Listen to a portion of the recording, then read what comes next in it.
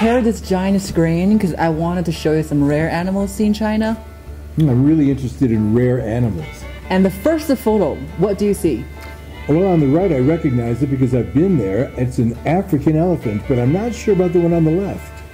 That's wild Asian elephants that are mainly distributed in China's Yunnan province. What's the difference? Well, you can tell the African elephant's ear is a little bit larger. And that's how I can tell their difference. I think the ones on the left, the Asian elephants, have been world famous recently because they were on the international news. For making a northern migration in China. Next one, I want to show you something. Two animals look a bit similar. You know what I recognize? They are monkeys and they are snub-nosed. Right. That's the very famous one in Yunnan. And to the right is a very critically endangered animal in China. It's called Hainan gibbon. I love the baby that the gibbon is carrying. Right, that's a very good photo. But the number of these animals has been increased to only 35. This is quite obvious. To me, I recognize it instantly because it's a peacock. I used to see peacocks in Florida. Wow. But this one is the only native peacock in China. It's called green peacock. Wow, what's so special about it? First of all, it's even more rare than giant pandas.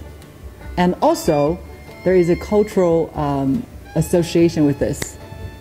Which is? Which is the patterns of these used to be on the uniforms of civil officials in Qing Dynasty because this symbolizes auspiciousness and also nobility.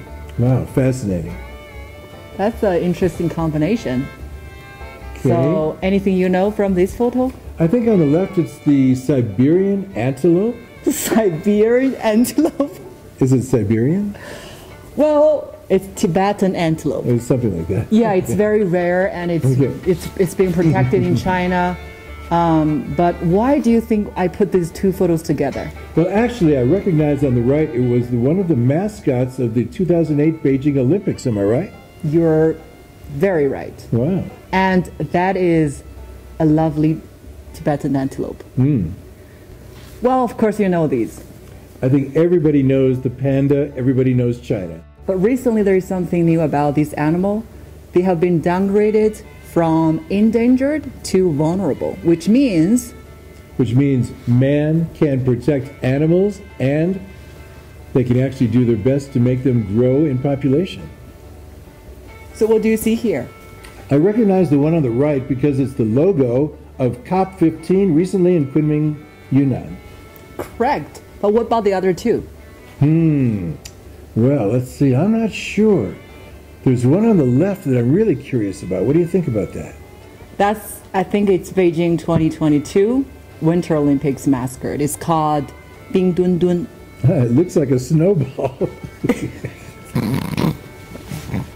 But I think it's very cute. I think it looks like the winter. So what about the one in the middle? This one, I think, is the first ever China International Import Expo that was held in Shanghai. To me, it looks like a really happy panda. What do you see here? I see 3 horses, but I'm not sure where they're from. Do you know the name? The name is Przewalski horse, a rare kind of horse, and they're now being protected in China's Xinjiang. Now the number of these animals has been increased. With China's help. You're right. Whoa.